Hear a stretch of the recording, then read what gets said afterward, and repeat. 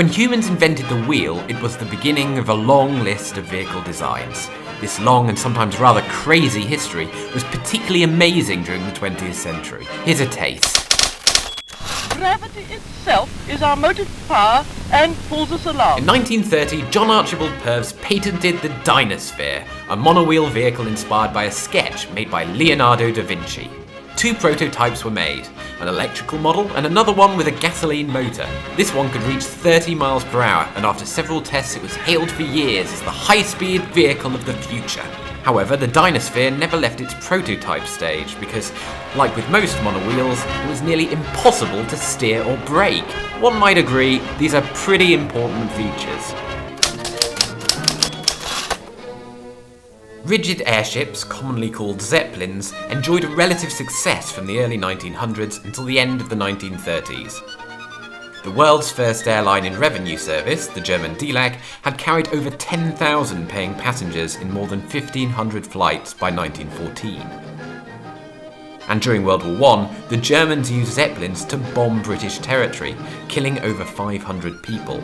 Their defeat in World War I forbade German companies from building new zeppelins until the prohibition was lifted in 1926. That's when this vehicle had its second golden decade, building the LZ-129 Hindenburg, which operated regular transatlantic flights from Germany to America. In 1937, the Hindenburg disaster started the downfall of this vehicle.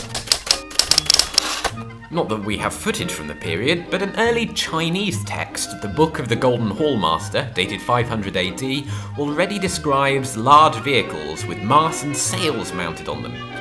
These wind-driven carriages were able to carry 30 people at once. It wasn't until 1600 that these vehicles were introduced to Europe, mainly for recreation purposes. However, during the 19th century and the early 20th century, land yachts were also used for the transport of goods on dry lakes in the US.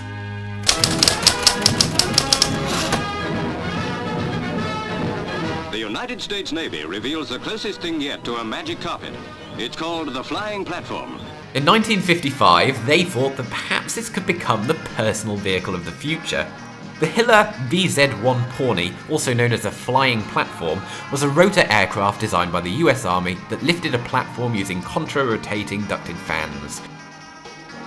The pilot had to shift its body weight to control its direction. 6 prototypes were built and they flew successfully at a maximum speed of 26 kilometers per hour. However, it was discarded as a combat vehicle due to its small size, slow speed, and the fact that it could only fly a few feet above the ground.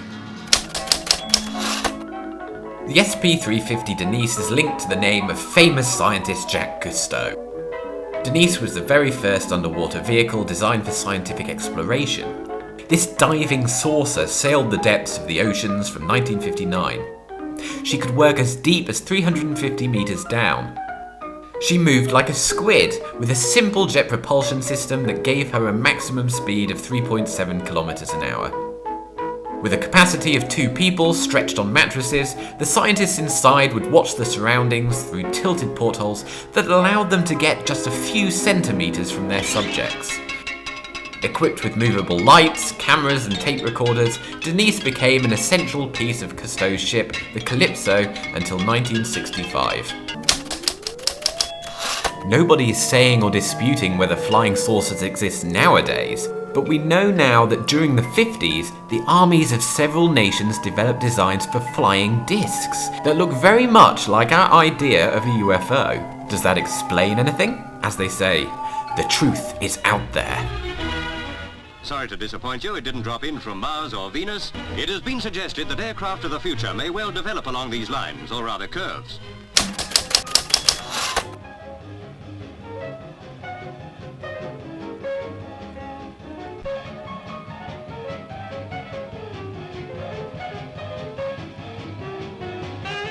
In 1959, the union of the hovercraft and the motor scooter gave us the hover scooter. Although technically airborne, it became clear that it couldn't really raise above the 6 inches or so of air cushion. Its rather bulky shape and the unprotected ducted fan on the front were the reasons why this vehicle never went mainstream. We have longed for this invention as a means of transport since we watched James Bond fly using a similar gadget. The jetpack is a real device, propelled by jets of escaping gases that lift a single traveller into the air, allowing him to fly. It started being developed in the 1960s when sci-fi technology was actually available, and it has been used for astronauts' extravehicular activities. However, the Earth's gravity and the difficult adaptation of the human body to flying naturally have been the main obstacles for not using it in the army or as a means of personal transport.